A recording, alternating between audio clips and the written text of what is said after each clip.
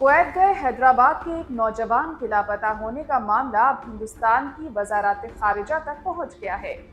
پریشان اہل خانہ نے اپنے بیٹے کی محفوظ واپسی کے لیے ہندوستانی سفارت خانے اور وزارت خارجہ سے فوری مدد کی گہار لگائی ہے۔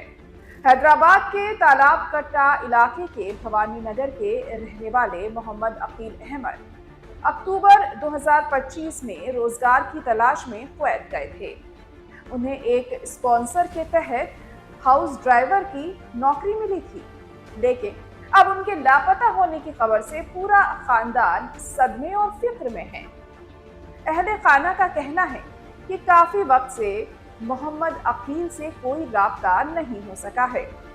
کئی کوششوں کے باوجود ان کی کوئی جانکاری نہیں مل پا رہی ہے، جس کے بعد پریوار نے ہندوستان کی وزارت خارجہ اور کویت میں موجود ہندوستانی سفارت خانے سے مدد کی گہار لگائی ہے۔